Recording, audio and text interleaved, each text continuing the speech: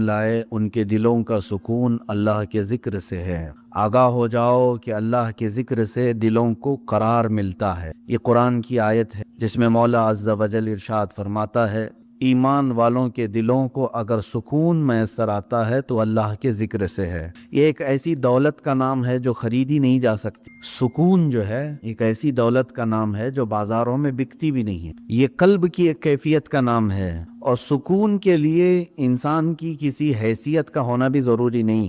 بعض لوگ یہ سمجھتے ہوں گے کہ اتنا میں کما لوں گا تو سکون ہو جائے گا، ایسا کچھ بھی نہیں ہے۔ کبھی کبھار ایسا ہوتا ہے کہ جھونپڑیوں میں رہنے والا کافی سکون سے ہوگا، محلات میں رہنے والا بڑا پریشان ہے، اور کبھی یہ بھی ہو سکتا ہے کہ محل میں رہ کر کے بھی سکون مل جائے، چھوٹے گھر میں وہ بے قرار ہو جائے۔ تو بے قراری اور سکون کا تعلق دنیا کی دولت سے نہیں اور نہ ہی آپ کی صحت سے ہے۔ کبھی ہو سکتا ہے ہٹا کٹا آدمی ہے، صحت مند ہے، لیکن بے قرار ہے، سکون کی دولت اسے نہیں ہے۔ اور کبھی بہت ہی دبلا پتلا کمزور بندہ ہے لیکن کافی اطمینان ہے اس کے قلب میں، ٹھہراؤ ہے، جماؤ ہے۔ تو یہ سکون کی دولت حاصل کرنے کے لیے آج پوری دنیا پریشان بھی۔ آپ اگر یورپ کی سرزمین پر دیکھیں، امریکہ یا مغربی ممالک کے پاس ان کا سب سے بڑا پرابلم اگر کچھ ہے، روح کا قرار، دل کا سکون نہیں ملتا ہے۔ اسی لیے بعض کنٹریز ایسی ہیں، بعض ملک ایسے ہیں جہاں قانونی طور پر سوسائیڈ کرنے کی بھی اجازت ہے، کیونکہ قانون انہیں اجازت دیتی ہے۔ اگر بہت زیادہ ڈپریشن کے شکار ہو، بہت زیادہ ٹینشن ہے، تو اپنے ہاتھوں سے اپنی موت کر لو۔ سوسائیڈ کرنا، آتم ہتیا کرنا ہمارے ہاں تو جرم ہے، بہت سارے ممالک میں اس کی اجازت نہیں، لیکن بعض کنٹریز ایسی ہیں جو کہتی انسان کی اس کی خود کی لائف ہے، اگر وہ چاہے تو ختم کر لے۔ اور سوسائیڈ کرنے کا اور اپنے ہاتھوں سے اپنے آپ کو مارنے کا یہ جذبہ اب کے زمانے میں بہت بڑھ چکا ہے۔ اس کی وجہ کیا ہے؟ اطمینان کا حاصل نہیں ہونا، دلوں کا قرار اور سکون کا حاصل نہ رہنا، یہ انسان کو موت کے گھاٹ اتارنے پر مجبور کرتا ہے۔ کبھی کبھار اچھا خاصا آدمی، لیکن اس کے اندر جو ہلچل ہے، اس کے اندر جو بے قراری ہے، وہ لوگوں کو معلوم نہیں، اور وہ چند دنوں کے بعد خبر آ جاتی ہے کہ اس نے سوسائیڈ کر لیا، اپنے گھر میں لٹک کر کے، یا اپنے آپ کو جلا کر کے، یا اپنے آپ کو کسی پانی میں غرق کر کے خود کو اس نے ہلاک کر لیا۔ یہ ہلاکت خود سے سوسائیڈ کے جو آج نتائج سامنے آ رہے ہیں، اس کی سب سے بڑی وجہ ڈپریشن کا ہونا، سکون کا نہ ہونا۔ اے میرے عزیزو، اس قرآن عظیم میں اللہ تعالیٰ نے اس کا علاج بھی تو بتایا ہے، دوا خود اللہ نے بتایا ہے، اور اس نے ہمیں پیدا کیا، وہ بہتر جانتا ہے۔ ہمارے قلب کو اس نے بنایا، دل کو اس نے بنایا ہے۔ دنیا نے ہمارے جسم کا کوئی پارٹ نہیں بنایا، یہ سب رب ذوالجلال کے کارہائے نمایاں ہیں، قدرت کے کرشمے ہیں۔ اور اس نے جب قرآن میں ایک ہی آیت میں دو جگہوں پر یوں فرمایا، الذین آمنوا وتطمئن قلوبهم بذکر اللہ، وہ لوگ جو ایمان لائے ان کے دل اللہ کے ذکر سے مطمئن ہوتے ہیں۔ الا بذکر اللہ تطمئن القلوب، آگاہ ہو جاؤ اے لوگو، اللہ کے ذکر سے ہی دلوں کو سکون ملتا ہے۔ تو ذکر اللہ یہ رب ذوالجلال کی طرف سے دی گئی دوا بھی ہے، شفا بھی ہے، دعا بھی ہے، علاج بھی، اور اسی سے دور بھاگ کر کے آج لوگ بے قراری میں ہیں۔ میں نے شاید پچھلے ذکر کی مجلس میں اس بات کو ذکر کیا ہوگا کہ اولیاء کاملین جو ہندوستان آئے یا پھر دوسرے مقامات پر جو صوفیہ اکرام ہیں، صوفیہ اکرام نے جو اسلام کی تبلیغ فرمائی، سب سے بڑا ان کے پاس ہتھیار کیا تھا؟ آج مثال کے طور پر آپ ہم سب کو اگر سنتے ہیں مجھے، تو ظاہر سی بات ہے میری اور دوسری چیزیں تو آپ کو معلوم نہیں ہوگی، لیکن تقریر معلوم ہے کہ یہ مشہور ہیں اپنی تقریر سے یا بیان سے، یہ ایک چیز معلوم ہے۔ اولیاء کاملین کا ایسا کون سا بڑا ہتھیار تھا، کون سا بڑا ذریعہ تھا جس کے ذریعے سے وہ تبلیغ اسلام کرتے تھے؟ وہ تقریریں زیادہ نہیں، بلکہ وہ اللہ کے ذکر سے لوگوں کے دلوں کو دھلتے تھے۔ اس چیز سے ہم بہت دور آ چکے ہیں۔ آج جو معاشرہ ہے ہمارے ہاں، قلب کی صفائی کا نظام ہی ختم ہو چکا ہے۔ آج ڈھونڈ کر کے نکالو، بہت سارے بچے پریشان ہیں، جو کچھ تحقیق طلب ہیں، جو ریسرچ اسکالر ہیں، وہ پوچھتے بھی ہیں کہ آج بھی ایسی کوئی خانقاہ ہے جہاں دلوں کی مرض کا، دلوں کی بیماری کا علاج ہوتا ہے؟ تو ہم جواب میں یہ کہتے ہیں ہم بھی اسی انتظار میں ہیں، ہم بھی اسی تلاش میں۔ ہاں، ایسا نہیں ہے کہ پوری دنیا سے یہ سب چیزیں اٹھ گئی ہیں، الا ماشاءاللہ ترکی کے مشائخ آج بھی علاج کرتے ہیں، مصر کے بعض شاذلی مشائخ ہیں جو اپنے مریدین کی آج بھی تربیت کرتے ہیں۔ میں ان کی خانقاہوں میں بیٹھا ہوں جہاں وہ رزق سے لے کر کے ذکر کے تمام مقامات، مراتب، دن و رات کے تمام تر جو ڈسپلن ہو سکتا ہے راہ سلوک کا، وہ ساری چیزیں آج بھی بتاتے ہیں. لیکن یہ ماحول ختم ہو چکا جو صوفیہ اکرام کا تھا. آپ سلسلہ چشتیہ کے جتنے مشائخ کو آپ دیکھیں گے ہندوستان آئے ہیں، ان کے ذکر ہی مشہور ہیں. حضرت خواجہ سرکار غریب نواز رضی اللہ تعالیٰ عنہ کا ذکر مشہور ہے. ختم خواجگان میں بھی ان کے بعض اذکار شامل کیے گئے ہیں. خواجہ قطب الدین بختیار کاکی رحمۃ اللہ علیہ، حضرت بابا فرید الدین گنج شکر رحمۃ اللہ علیہ، صابر علاء الدین کلیری رحمۃ اللہ تعالیٰ علیہ، ان کا حال تو یہ ہے کہ قبر میں گئے خود سے بنی بنائی ہوئی اور بند کروایا، اور 9 سال تک ذکر الہی میں مشغول رہے. باہر کسی نے ان کو دیکھا نہیں. یہ وہ لوگ تھے جن کے اوپر فنا کی کیفیت طاری ہو جاتی، وجدانی کیفیت طاری ہوتی. بعض لوگ ہم سے یہ سوال کرتے ہیں کیسے یہ رہ سکتے ہیں 9 سال 10 سال 8 سال 11 سال، جو بزرگوں کے متعلق یہ روایات ملتی ہیں. میرے عزیزو، عقل یہاں آ کر کے رک جاتی ہے اور سمجھ نہیں پاتی، کیونکہ انسان کی اپنی ضروریات بھی ہوتی ہیں. میرے عزیزو، یہ لوگ جو اہل اللہ ہیں، جب دنیا سے کنارہ کشی کر لیتے، کھانے پینے کی کوئی ان کو احتیاج ضرورت نہ رہتی، اللہ کا ذکر ہی ان کی غذا بن جاتا، اور اس غذا کا کوئی فضلہ نہیں نکلتا. ہم کو جو حاجتیں ہوتی ہیں پیشاب پخانے وغیرہ کی، تو ہم تو جسمانی غذا کھا رہے ہیں، تو پھر اس کا کچرا بھی نکلنا ہے. لیکن جس کی غذا ہی اللہ کا ذکر ہے، اس کا کچرا کہاں سے آئے؟ تو ان اولیاء کاملین کو کبھی ان چیزوں کی حاجت ہی نہیں ہوئی جو وہ مجاہدے کے دوران زندگی گزارتے تھے. ایسا نہیں ہے کہ پوری زندگی بھر انہیں کبھی ضروریات نہیں ہوتی تھی، لیکن جب وہ اللہ رب العزت کے ذکر میں محو ہو جاتے تھے تو دنیاوی بہت ساری چیزوں سے اللہ تعالیٰ انہیں محفوظ کر لیتا تھا. میرے عزیزو، میں 2 چند باتیں آج آپ کے سامنے عرض کروں گا. جب ہم اپنا مقصد اصلی بھول جائیں گے تو بہت ساری چیزیں ہم سے چھوٹ جائیں گی. ہم بھولے ہوئے لوگ ہیں. ہمارا اصل مقصد ہی یہ تھا. اللہ تبارک و تعالیٰ نے قرآن پاک میں فرمایا، میں نے اپنے ذکر کے لیے، اپنی عبادت کے لیے تمہیں پیدا کی. تم دن رات اپنے مشغلے کرتے رہو، کام کاج کرتے رہو، لیکن اپنے رب کو بھول کر کے نہیں. مثال کے طور پر تمہاری اگر دکان ہے، تم نے دکان شروع کی بسم اللہ کہہ کر کے، دکان میں بیٹھے اللہ کو یاد کیا. ضروری نہیں کہ ہر 2 منٹ پر 1-2 رکعت پڑھتا بیٹھا ہو، ضروری نہیں ہے. آپ گلے پر بیٹھے ہیں، دکان میں تجارت کر رہے ہیں، لیکن فجر کی نماز پڑھ کر کے گئے تھے، ظہر کی نماز میں واپس آئے تو فرمایا گیا اس کا پورا دکان میں بیٹھنا بھی عبادت ہی ہے. وہ اللہ کے ذکر میں اس کا وقت گزرا ہے. وہ ظہر سے لے کر عصر پھر اگر اپنی تجارت میں مشغول رہا، وہ بسم اللہ کہہ کر کے تجارت شروع کیا، عصر کی اذان ہوئی، واپس اپنے رب کی بارگاہ میں سر جھکانے کے لیے آ گیا، تو فرمایا گیا کہ صرف یہ ظہر اور عصر کاؤنٹ نہیں ہوگی، بلکہ اس کے بیچ میں جتنا وقت اس نے دکان میں لگایا وہ بھی سجدوں کی برابر عبادت میں شمار ہو. تو اس طرح سے تو بندہ اپنی پوری زندگی کو، اپنے پورے دن اور رات کو عبادتوں میں لگا سکتا ہے. صرف شرط یہ ہے کہ جن اوقات میں رب تمہیں پکارے، اللہ تمہیں بلائے، ان اوقات میں ضرور حاضر ہو جا. ایک بڑی پتے کی بات میں کرتا ہوں. آج جس چیز نے ہمیں بہت زیادہ غافل کیا ہے، جس چیز نے ہمیں سب سے زیادہ غافل کیا ہے نوجوان بچوں کو، آج وہ موبائل ہے. انٹرنیٹ کا زمانہ ہے، اس میں لوگوں کی راتوں کی نیندیں اڑ گئی ہیں، صحت بھی تباہ و برباد ہے، لیکن کسی کو فرق نہیں پڑتا.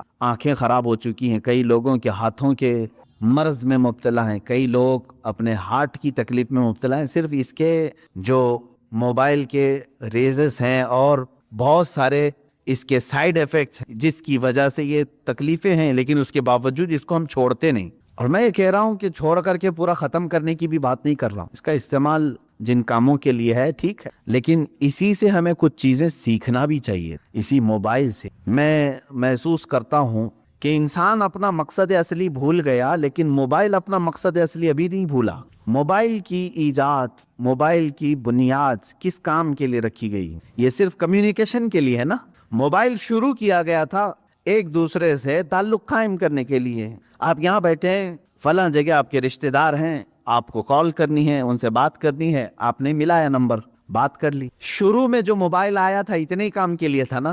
زیادہ سے زیادہ میسج فارورڈ کر سکتے تھے، میسج وہ دیکھتا، آپ کو ریپلائی کر دیتا، اتنا ہی کام تھا. کال ہو سکتی تھی، میسج ہو سکتا، اور اصل مقصد بھی موبائل کا یہی تھا، کمیونیکیشن. ٹھیک ہے، آپ کال کریں، ادھر سے کال آئے، اٹھائیں، بات کریں، یہی کام کے لیے موبائل کی موبائل میں ترقی ہوتی گئی، موبائل میں اور ترقی ہوتی گئی. چند دنوں کے بعد اس میں میوزک آئی، اس میں گانے بھی آئے، سننے والی چیزیں آئی. چند دنوں کے بعد اور ترقی ہوئی کہ اس میں فوٹو لیا جا سکتا تھا، وہ بھی چھوٹی سائز کا، فوٹو کی حد تک چلتا رہا، اس کے بعد پھر ویڈیو آئی، اس کی فوٹو ویڈیو گیلری تک تو ٹھیک تھا، اس کے بعد اب اس میں ہی انٹرنیٹ کی پوری دنیا ڈال دی گئی، اب اس میں ویب سائٹ بھی کھلنے لگی، جو ٹیلی ویژن میں دیکھ سکتا تھا وہ سب کا سب موبائل میں دیکھنے لگا۔ اس ترقی کو موبائل نے تقریباً 10 سالوں میں یا 20 سال لگے، 20 سال میں یہ اس ترقی کو پہنچ چکا ہے کہ اپنی ساری دوسری چیزیں پیچھے چھوڑ دیا۔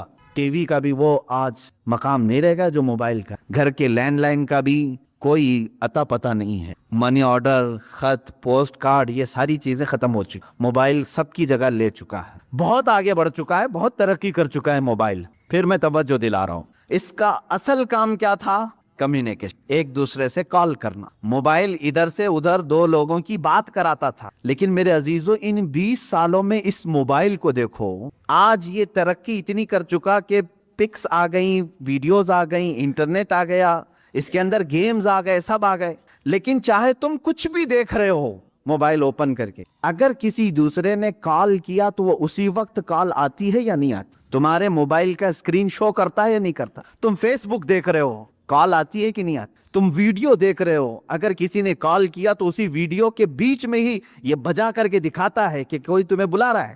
گیم کھیل رہے ہو تم، اندر چاہے جتنے فولڈر کے اندر چلے جاؤ، لیکن اگر کسی نے کال کیا تو وہ گیم وہاں رک جاتی ہے اور کال بجنے لگتی ہے۔ اس کا مطلب یہ ہے کہ جس کام کے لیے یہ شروع ہوا تھا وہ آج تک اپنا مقصد نہیں بھولا، آج تک اس کی ترقی بہت ہو چکی ہے، اس میں بہت ساری ترقیاں آ گئی، انٹرنیٹ کی پوری دنیا آ گئی، لیکن وہ کمیونیکیشن کے لیے جو شروع کیا گیا تھا وہ آج بھی کر رہا ہے کام۔ تم اس موبائل میں 1000 کام کر رہے ہو، لیکن اگر کسی نے تمہیں کال کیا تو اسی کاموں کے بیچ میں ہی وہ تمہیں بجا کے دکھائے گا، گھنٹی بج جائے گی۔ میرے عزیزو اس موبائل سے ہی یہ بھی سیکھنا چاہیے، انسان کا مقصد اصلی اللہ کی عبادت۔ تم چاہے جتنی بھی ترقی کر چکے ہو، آج تم گھاس پھوس کی مسجدوں سے سنگ مرمر کی مسجدوں میں آ گئے، آج ترقی کے زمانے میں تم گھوڑا گاڑی نہیں مرسیڈیز میں گھوم رہے ہوں گے، تم آج یکا گاڑی میں نہیں بلکہ پلین میں سفر کر رہے ہوں گے، ٹرین میں سفر کر، بہت ترقی کر چکے ہو۔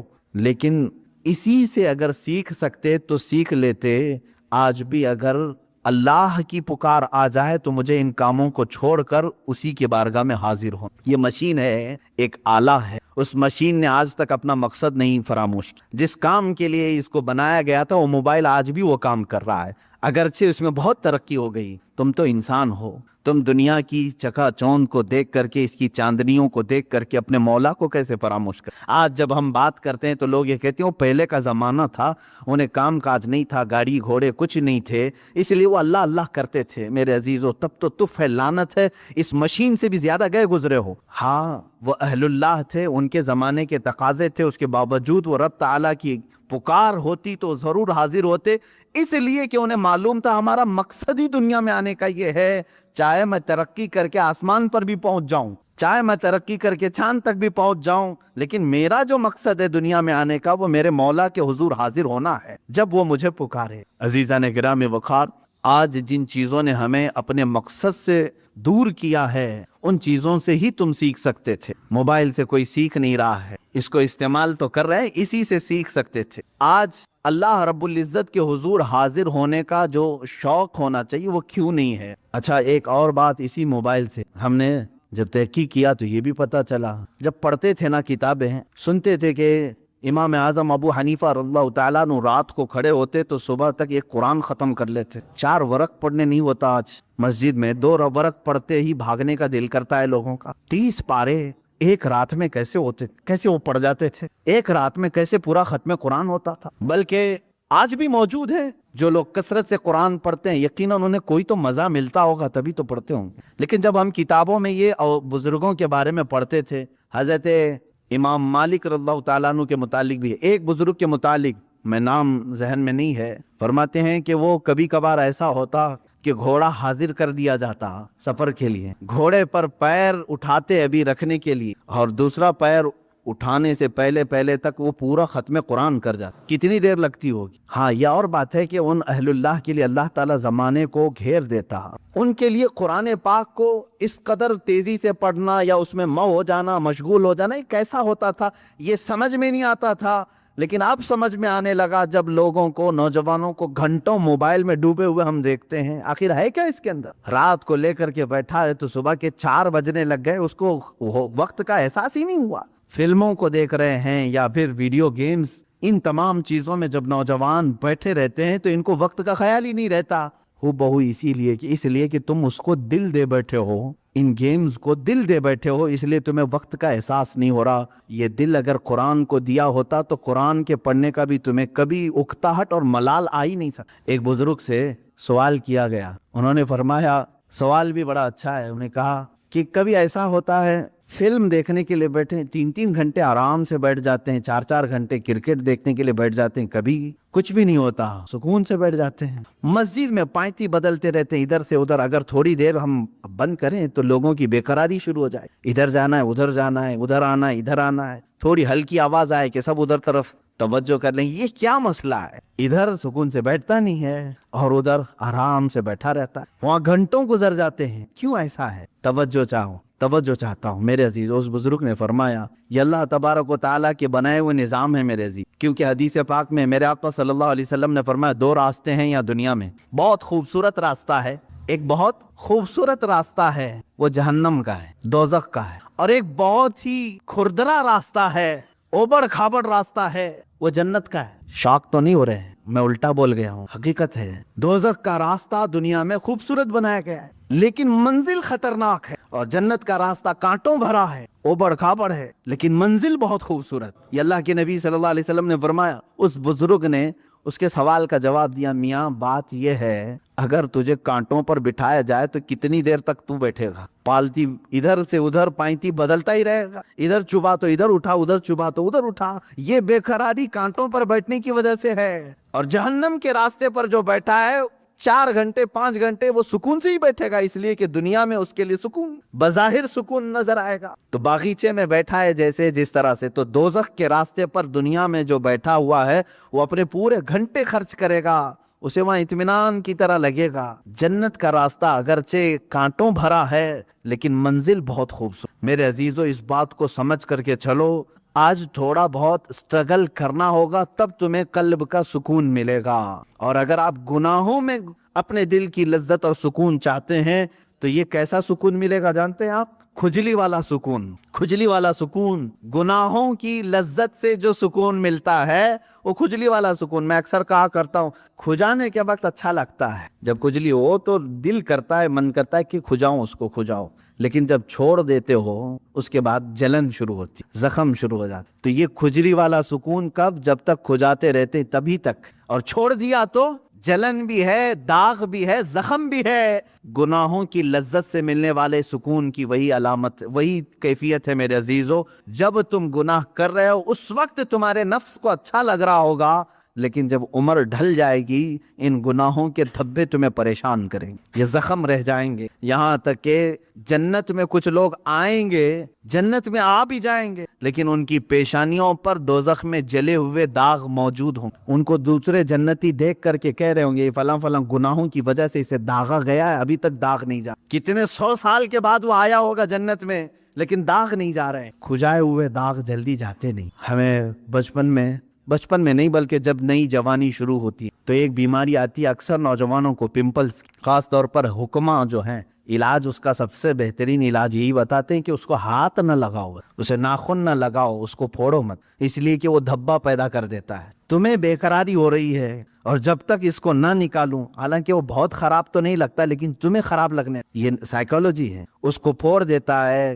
کھینچ کے نکال دیتا ہے. کچھ لوگوں کو تو میں نے دیکھا بلیڈ سے کاٹتے ہوئے، زخم تو کر لیا لیکن وہ ہمیشہ کے لیے اس پہ داغ رہ گیا. اب اس داغ کو ختم کرنے کے لیے پتہ نہیں کتنے کریم لگاتا ہے، پھر اس کو لیپا پوتی کی جاتی ہے. گناہوں کی ایسے ہی معاملات جنہوں نے جوانی میں لطف اٹھائے، لذتیں اٹھائی، اپنے ہاتھوں سے گناہ کیے، اپنے شرمگاہ سے گناہ کیے، اپنی آنکھوں سے گناہ کیے، اپنے زبان سے کی، چند دنوں کے بعد یہ گناہوں کے دھبے اس طرح سے ہوتے ہیں کہ اللہ رب العزت کی نظر رحمت اس کی طرف نہیں ہوتی، اس کی دعائیں بار اجابت سے نہیں ٹکراتی۔ یہ تمام معاملات اس کے اپنے کیے ہوئے ہوتے ہیں۔ اسی لیے قرآن کہتا ہے ما اصابکم من مصیبت فبما کسبت ایدیکم، جو کچھ بھی مصیبتیں تم پر آتی ہیں یہ تمہارے اپنے ہاتھوں کی کمائی ہے، تم نے اپنے ہاتھوں سے کیا ہے۔ عزیزان گرامی وقار، اب قلب کے سکون کے لیے تھوڑا سٹرگل تو کرنا ہوگا، تھوڑا سٹرگل کرنا ہوگا۔ اولیاء کاملین نے جو مقامات حاصل کیے، آپ کرامات تو ان کے سنتے بھی ہیں، بیان بھی کرتے ہیں، کیا پہنچے ہوئے ولی تھے، لیکن کبھی سوچا آپ نے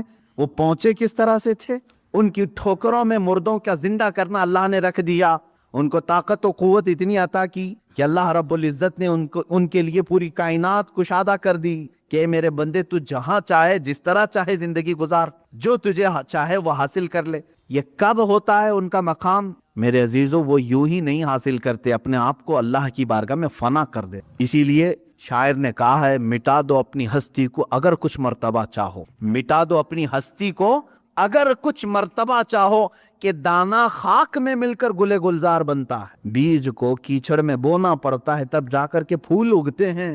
تم اگر یہ سوچتے ہو کہ میں سارے مرغن غذائیں کھاؤں، بہترین چکن مٹن اور سارے گھی مرغن سب چیزیں کھا کر کے میرے دل کو ذکر کی لذتیں ملیں، مشکل ہے، مشکل ہے۔ یہ راستہ تھوڑا سا کٹھن ہے۔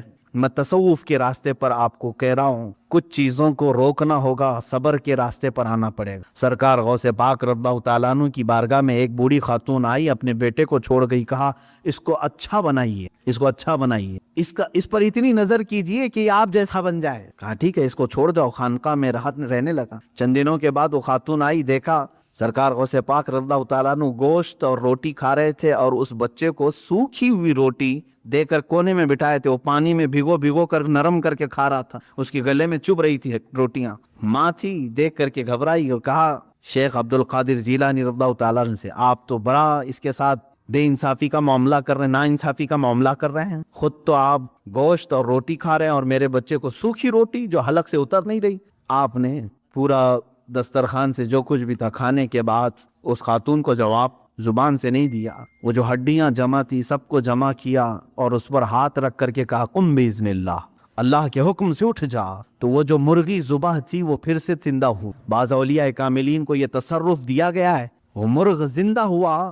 آپ نے اس خاتون سے کہا کہ اے خاتون، جب تیرا بیٹا بھی اس لائق بن جائے تو اسے بھی میں ایسے ہی کھلاؤں۔ اس کی تربیت کا زمانہ ہے، اسے آج صبر سکھایا جا رہا ہے۔ میرے عزیزو، آج یہ میرے لیے بھی نصیحت ہے، آپ کے لیے بھی نصیحت ہے۔ ہم اچھے کھانے کھاتے ہیں، لیکن ہفتے میں ایک مرتبہ اپنی زندگی میں ایسا دن بھی رکھو کہ یا تو وہ دن روزے سے ہو جائیں، یا تو پھر اس دن فاقہ اس طرح سے کریں کہ جس کو نفس نہ پسند کرتا وہ چیز ہم کھائیں۔ سوکھے چوڑے ہمارے ہاں ملتے ہیں، ظاہر سی بات ہے اس کو چبانے میں دقت ہوتی ہے۔ اس نفس کو مارنا ہو تو ایک دن ایسا رکھو کہ اسی کو کھا لیں ہم۔ روٹیاں سکھا کر کے رات کو اولیاء کاملین رکھتے تھے صرف اپنے نفس کو مارنے کے لیے۔ جب تک آپ یہ جنگ نہیں کریں گے، ذکر کی لذت آپ کو نہیں ملے گی۔ ہاں، آپ اللہ اللہ اللہ اللہ کریں گے، سر ہلے گا، دل کچھ بھی نہیں ہلے گا۔ دل کو ہلانے کے لیے پریکٹیکلی طور پر آپ کو کچھ چیزوں سے گزرنا پڑے گا۔ سب سے پہلی چیز ہے اس میں اپنے غذاؤں پر کنٹرول،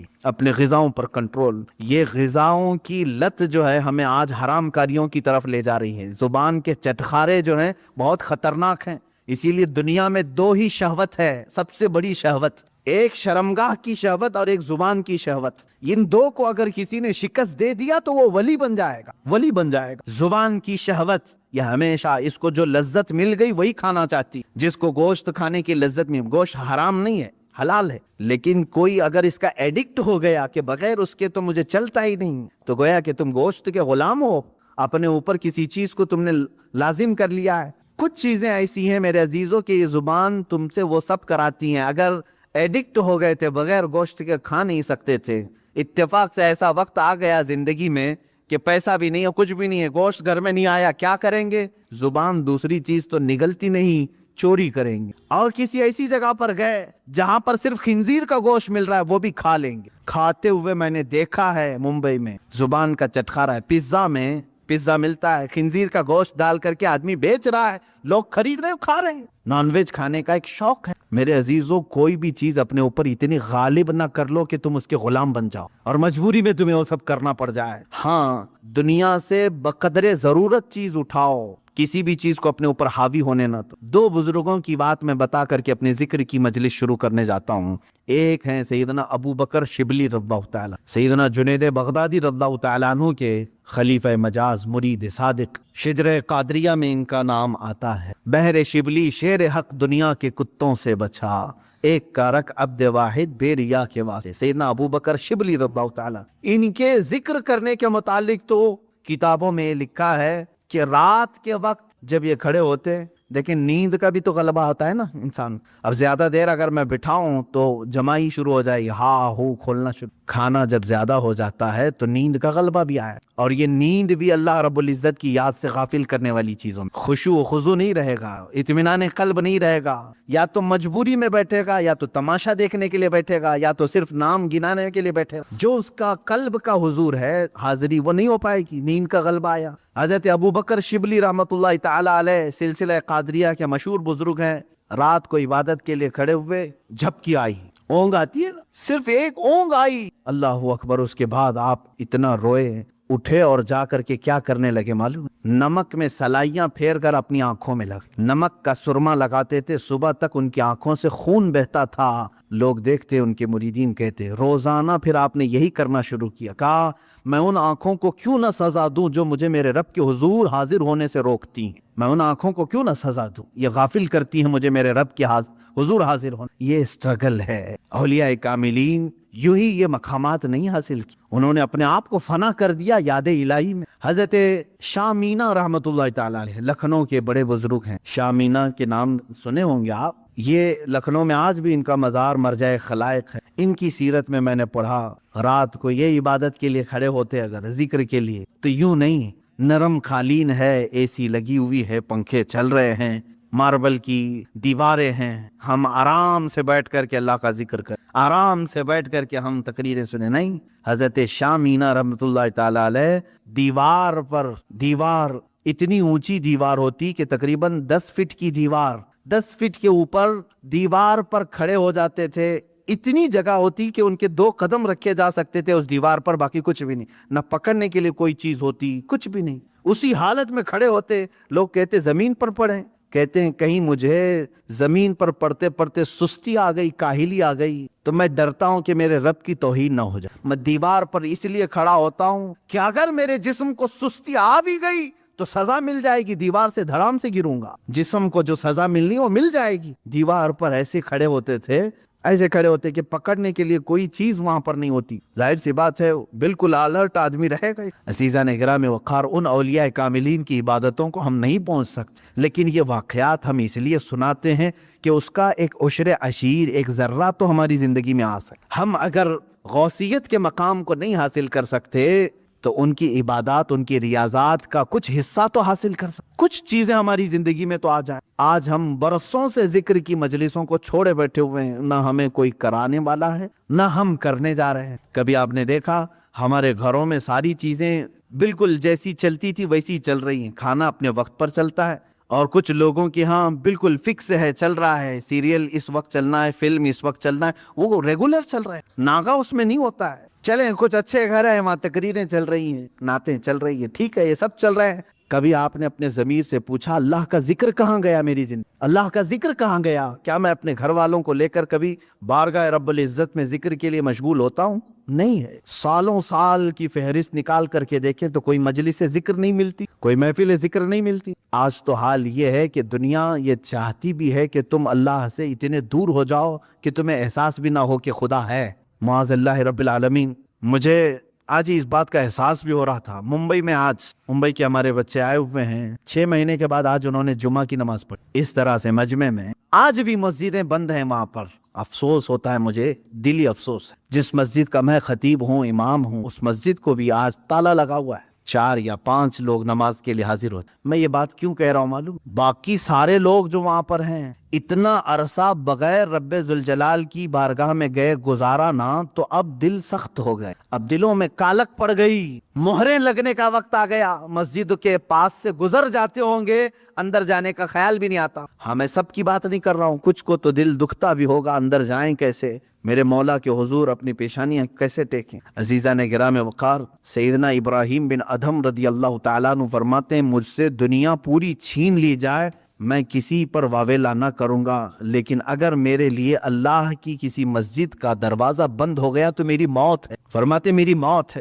حضرت ذوالنون مصری رضی اللہ تعالیٰ عنہ، یہ وہ بزرگ ہیں جنہوں نے 40 سال مسجد میں اعتکاف کیا لیکن ٹیک تک نہیں لگائی دیوار کو، مسجد کی دیوار کو سہارا تک نہیں لیا۔ وہ مسجدوں میں ان کا دل لگا ہوا ہوتا تھا۔ حدیث آپ پڑھ کر کے دیکھیں، اللہ کے حبیب صلی اللہ علیہ وسلم فرماتے 7 لوگ ایسے ہیں جن کو قیامت کے دن بھی اللہ اپنے عرش کا سایہ عطا کرے گا، جب کسی پر کوئی سایہ نہیں ہوگا، سورج سوا نیزے کے فاصلے پر کھلا رہے گا۔ لیکن 7 قسم کے لوگ ایسے ہوں گے جن کو اللہ قیامت کے دن محشر کے میدان بھی سایہ عطا کرے گا، عرش کا سایہ ملے گا، وہ چھاؤں میں کھڑے ہوں گے۔ وہ کون ہے؟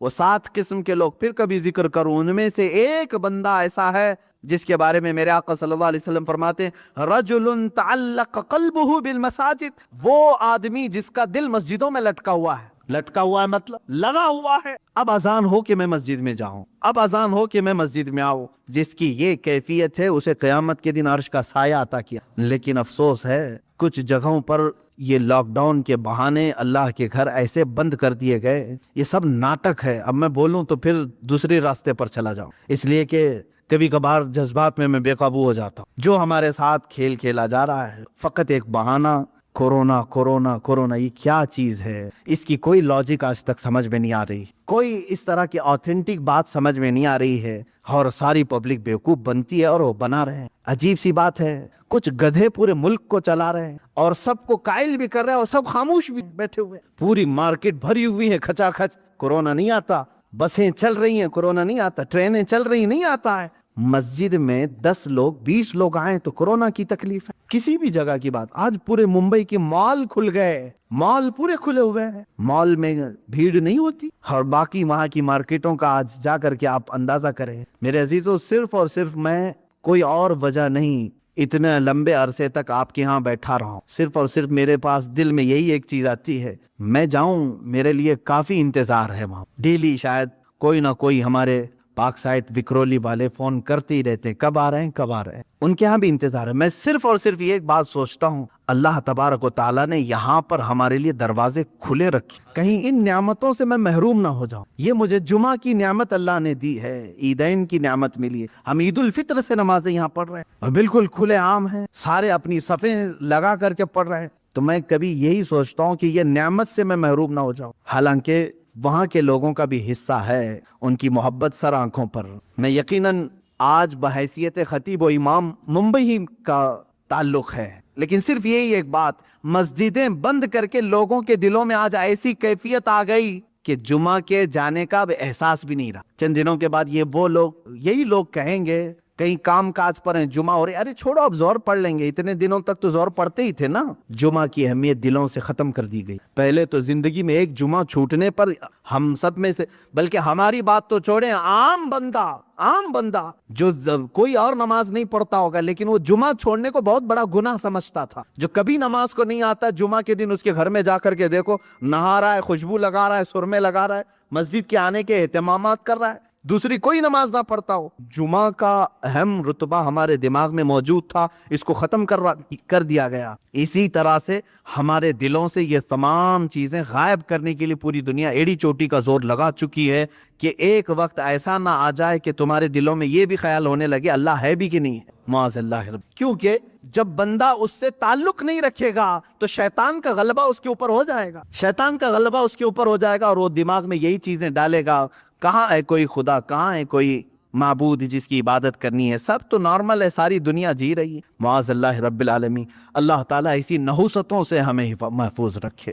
اے رب ذوالجلال، زندگی میں کبھی وہ وقت آنے نہ پائے جس وقت ہم تجھ سے غافل ہو۔ مولا ہم سب کو ہمیشہ تیرے ذکر میں اور تیری یاد میں مشغول رکھ۔ دعا یہی کرتے رہیں، اور اللہ کا وعدہ ہے فَاذْكُرُونِي अज़कुरुकुम, तुम मुझे याद रखो मैं तुम्हें याद। और अल्लाह का वादा सच्चा है, जिसने उसे जिक्र के जरिए आज याद किया, मौला ताला उस वक्त तुम्हें याद करेगा जब दुनिया तुम्हें भूल चुकी होगी। दुनिया भूल चुकी होगी लेकिन मौला नहीं फरामोश करता, वो याद करेगा।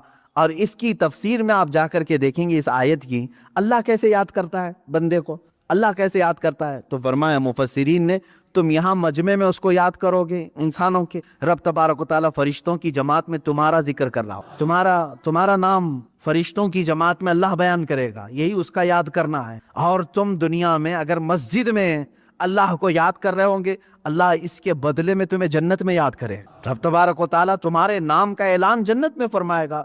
उसका याद करना ये बहुत कमाल का है। इसीलिए दुनिया में याद अगर करो, जिक्र अगर किसी का करो तो किसका?